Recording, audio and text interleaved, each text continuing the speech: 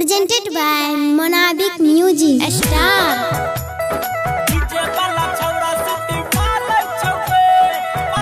Prajapati recording studio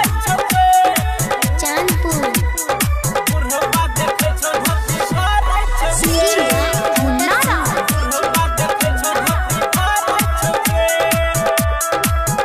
छौरी DJ पे कमर हिलाइले देबो नमरी के घंगरी उठाइले छौरी डीजे पे कमर हिलाइले देबो नमरी के घंगरी उठाइले माल लगे छी झकास पूरा कर दे नया माल लगे छी झकास पूरा कर दे नया सकिए दिल धड़काबै छिगे डीजे वाला छौरा सिटी मारै छोगे बूढ़वा देखे छो धोती फाड़ै छोगे डीजे वाला छौरा सिटी मारै छोगे बूढ़वा देखे छो धोती फाड़ै छोगे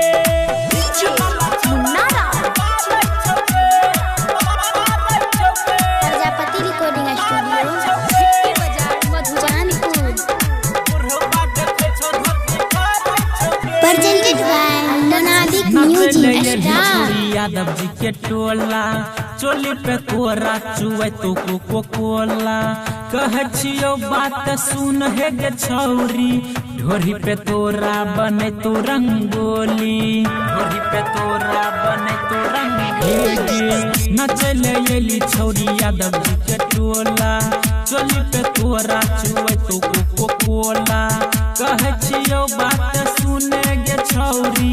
ढोरी पे तोरा बने तो रंगोली छौरी छोड़ दे शरम भेले मूड के गरम छौरी छोड़ दे शरम भेले मूड के गरम तोय किए नितराबै छिगे डीजे वाला छौरा सिटी मारै छोगे बूढ़वा देखे छो धोती फाड़ै छोगे डीजे वाला छौरा सिटी मारै छोगे बूढ़वा देखे छो धोती फाड़ै छोगे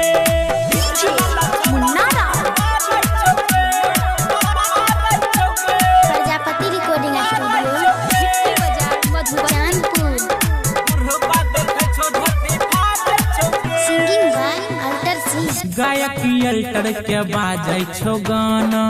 गुड्डू अभिषेक भेलोगे दीवाना बीटे पे बीट छौरी कमर हिलावे तोरा ले छौरी गड़बलियो समियाना तोरा ले छौरी गड़बलियो समियाना